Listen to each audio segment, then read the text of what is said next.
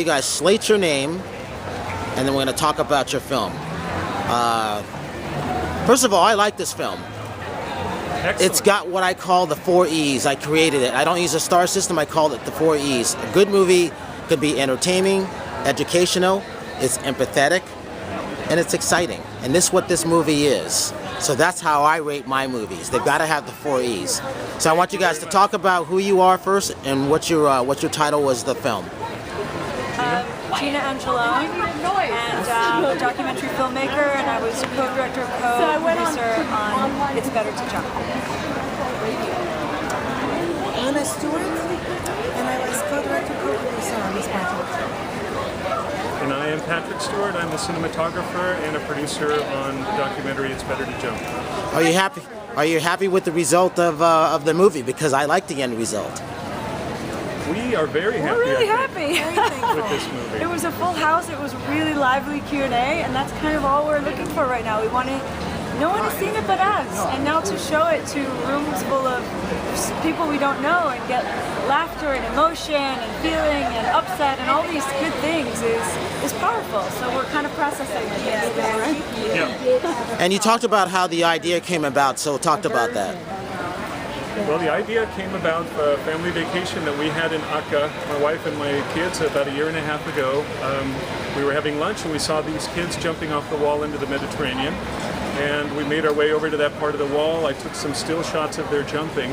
And it wasn't until a couple of days later we looked at these shots and thought, gosh, they're gorgeous.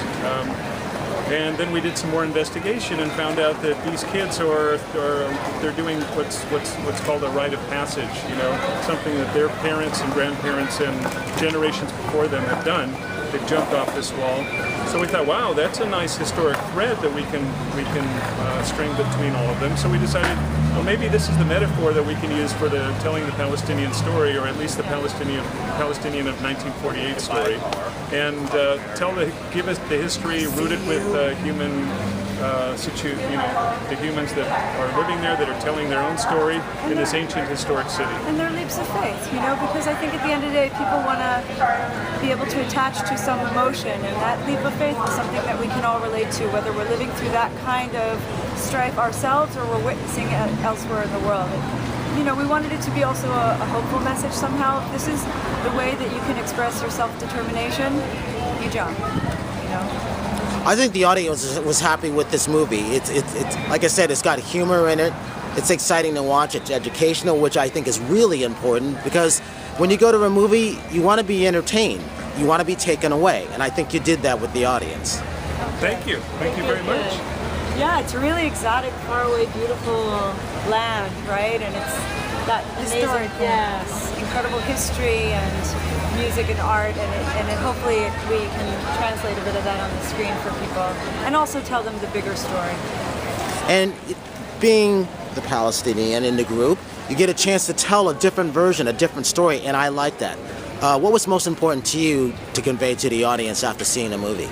The humanity, that these are people that are not presented their side is not presented very often.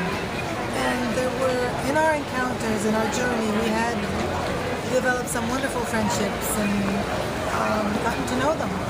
And we wanted to show them that they were diverse, they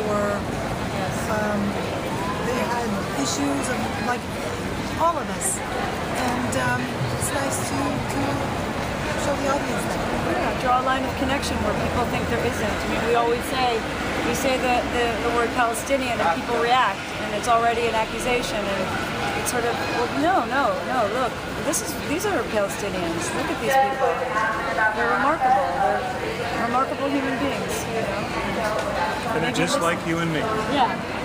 I have a feeling that, you know, you'll find distribution for it if you haven't already. The other thing about this is it's good to get a whole nother worldly view on some place that people haven't been. And when I go to a movie, and if it's a foreign movie, what will take me to get on a plane to go see that movie, since I like to travel? And this is what place that I would like to go on and see for myself. So for that aspect, you did a good job for that. So thank you. Maybe the Akka Tourist Board should give us a little. Would you jump? Well, yeah, would you jump? you know, it's funny. As a kid, I've always been hesitant to do stuff like that because I would go down and look at it first like you're supposed to, and then go up and jump. Yeah. So I would have to take that jump eventually because I'm used to taking jumps. So yes, I would take that jump, but I'm the cautious one. About that, I have to go back and shoot you jumping then. If you do it, we'll do it. Exactly. What do you want the audience to take away from the people who have not seen this film yet? What do you hope they see when they walk out of this theater? Just that. I mean, just that. First of all, that there's a big story that isn't getting a lot of spotlight. That there are huge issues of civil rights and injustice and in this part of the world, and people should maybe dig a little deeper and inform themselves a little more, and maybe start initiating a change. And the first change is in perspective. It's how you see the people and how you see the place, and not to see them with fear, but to see them for the people they are and the history that they've been through, and draw that line of connection. Mm-hmm. And Patrick, talk about your company real quick. My company had it for many years. I do lots and lots of television, television that you see all the time. Turner, Fox. And I have seen all your stuff, so. Oh, you have? Oh, good. Mike Figgis, yeah. Yeah. You've seen Time Code, so yeah, many and varied things, but this is the first project, besides a few music videos, that in 30 years of picking up cameras and lights and shooting, this is the first project that I wanted to shoot, that was an idea that we had, that we were focused on, because as a cinematographer, I'm dedicated to the director and the producer, what they want to shoot and how they want to get their script across. It was wonderful finally to reach a part in my career where this is a story that we all wanted to tell, and I think we told it pretty well. He was our engine. He was the engine behind getting this done in this time period and having it look so beautiful. Okay, last question. You're not getting away with this. So who gets the credit for hummus? Is that good or bad? Because she's vegetarian and she always is looking for places to eat. Look at her. I don't know where she puts all this food. I think it works well. Yeah. Good. Hummus is very nutritious. It is good for you.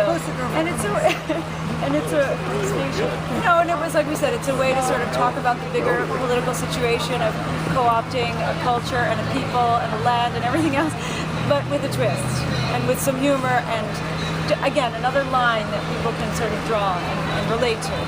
Actually, one very serious note is the future of young people all over the world is something that we're finding out about, but in certain pockets, such as Akka, it's more precarious and it's more uncertain. That's the case in many other parts of the world that we don't know about. And our main incentive really is to focus on that and mobilize to improve their lives and their situation. It's all about the kids, right?